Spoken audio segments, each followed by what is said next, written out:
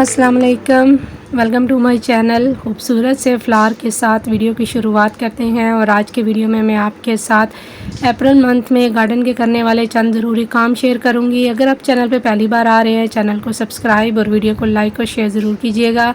उम्मीद है कि वीडियो आपके लिए हेल्पफुल रहेगी। तो ये हमारे स्प्रिंग सीज़न के लास्ट फ्लावरिंग प्लांट है जिनके ऊपर अब आके फ्लावरिंग होना शुरू हुई है।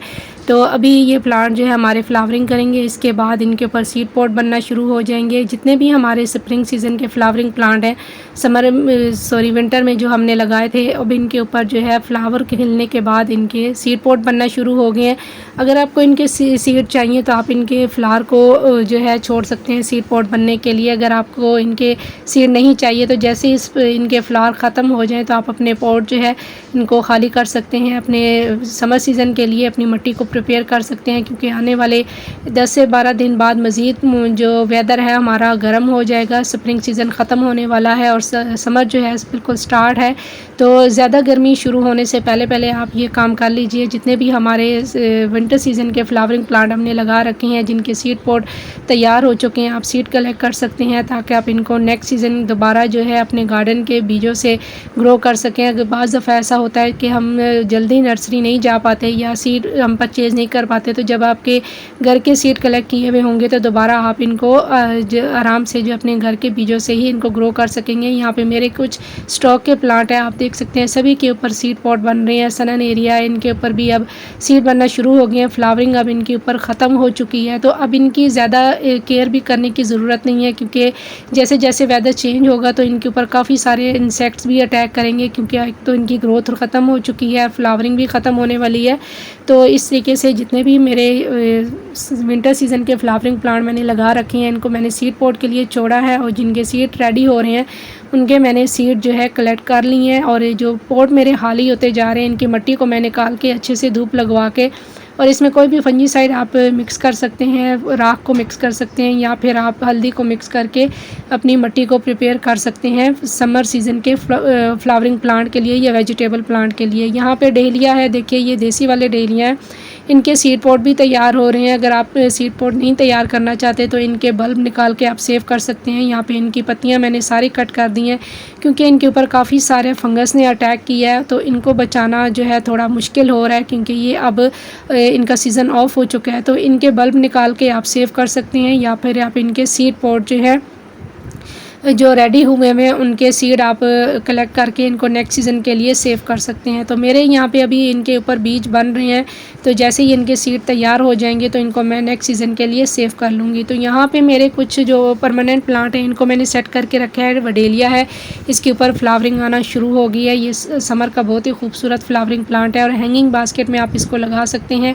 इसके अलावा अभी 15 अप्रैल से पहले पहले आप सभी परमानेंट फ्लावरिंग प्लांट की जो है कटिंग लगा सकते हैं। अगर आपके पास कोई प्लांट नहीं है तो आपको कहीं से कटिंग मिल जाती है, तो इनकी कटिंग लगा के आप नए प्लांट तैयार कर सकते हैं। और अगर आपने अपने प्लांट्स को जो रिपोर्ट नहीं किया तो अभी आप इनको 15 अप्रैल से पहले पहले रिपोर्ट भी कर सकते हैं। अभी टाइम जो है आपके पास है, अभी वेदर इतना ज़्यादा गर्म नहीं हुआ, तो आप इन प्लांट्स की कटिंग लगा के या इनकी रिपोर्टिंग कर सकते हैं, बहुत अच्छा टाइम है। या फिर आप अपने समर सीज़न के लिए वेजिटेबल के या फ्लावरिंग प्लांट की सीड भी लगा सकते हैं, क्योंकि अभी जो है स्प्रिंग सीज़न अभी कुछ दिन के लिए है। तो आप स्प्रिंग सीज़न में इन जितने भी समर के फ्लावरिंग प्लांट हैं या वेजिटेबल प्लांट हैं इनके सीड लगा सकते हैं। तो मेरे जितने भी फ्लावरिंग प्लांट हैं बहुत अच्छे से ग्रो कर रहे हैं। जितने भी परमानेंट प्लांट हैं सबको मैंने रिपोर्ट भी कर लिया है और इनकी कटिंग भी मैंने लगाई है, और कई वीडियो में मैंने आपके साथ शेयर भी किया है कि कौन कौन से आप प्लांट की कटिंग लगा सकते हैं। अगर आपने वो वीडियो नहीं देखी तो डिस्क्रिप्शन में मैं आपको लिंक दे दूँगी, आप चेकआउट कर सकते हैं कि अभी आप कौन कौन से प्लांट की कटिंग लगा सकते हैं, या फिर आप अपने प्लांट को किस तरीके से रिपोर्ट कर सकते हैं। क्योंकि अपनी वीडियो में मैंने आपके साथ परमानेंट प्लांट को रिपोर्ट करना भी शेयर की है, जिसमें कनेर का प्लांट है, और इसके अलावा अगर आपने फ्रूटिंग प्लांट लगा रखे हैं तो उसमें मैंने आपके साथ लेमन प्लांट को शेयर किया है कि आप किस तरीके से इनको भी खाद वगैरह दे सकते हैं और इनको समर के लिए तैयार कर सकते हैं। यहाँ पे कुछ पिटूनिया है जो अभी फ्लावरिंग कर रहे हैं।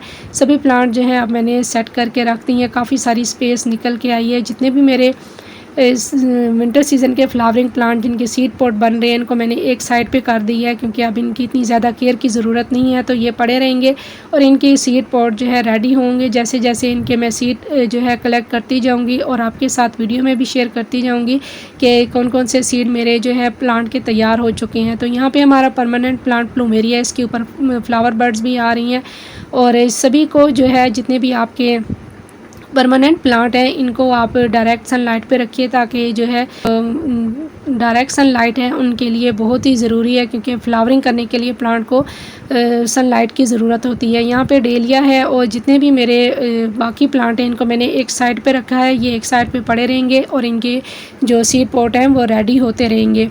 इसके अलावा आपके गार्डन से जितना भी वेस्ट मटेरियल निकलता है, सूखी पत्तियां या सूखे प्लांट निकलते हैं, इनको आप कंपोस्ट बीन में डाल सकते हैं, अपनी कंपोस्ट तैयार कर सकते हैं समर सीज़न के लिए। तो ये सब काम जो है अभी आप 15 अप्रैल से पहले कर लीजिए ताकि आपके प्लांट जो है अच्छे से ग्रो करते रहें। तो बस आज के लिए इतना ही। उम्मीद है कि वीडियो आपके लिए हेल्पफुल रही होगी। तो इंशाल्लाह फिर मिलेंगे किसी अन्य वीडियो के साथ, किसी नए टॉपिक के साथ। तब तक के लिए अल्लाह हाफिज़।